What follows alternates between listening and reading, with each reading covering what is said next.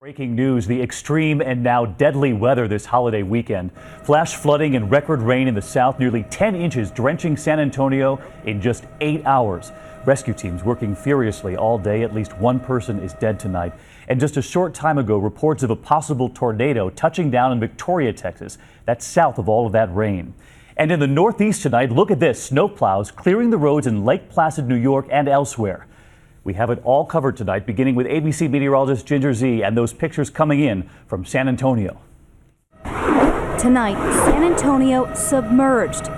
Dangerous flash floods have taken over the city. This man had to be plucked from his roof. Almost 250 calls for rescue streamed into 911. A 29-year-old woman is dead after her car was swept away by rising waters. Oh my God, please, Lord. And here's the problem.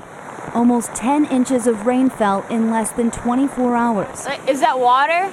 Yes. Over the car? Water. Turning major intersections and highways into lakes. Cars and buses engulfed. At every turn, more and more water. It just came so fast. We had knee-deep water in our backyard at the back part of the property, and that's just unheard of. And you see that? A motorcycle, a car, all submerged.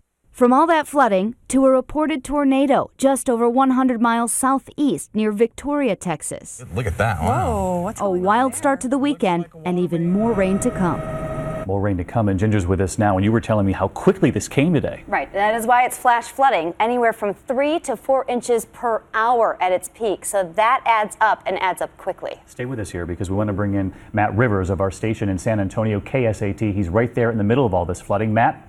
David and Ginger, the floodwaters here in San Antonio beginning to recede, but as you can see by this water line right here, at their highest, they were almost as tall as I was. Nearly all of the 40 or so homes in this neighborhood taking on heavy water damage. The residents here being forced to flee very quickly. You can see that some homes were damaged more than others. This deck used to be attached to that home right behind me, was lifted up and set down here apart from its home. The sheriff's office here allowed us to come in for a brief glimpse of this damage, but residents here are not being allowed back in for the next 24 to 48 hours. A very tragic start to this Memorial Day weekend here in San Antonio.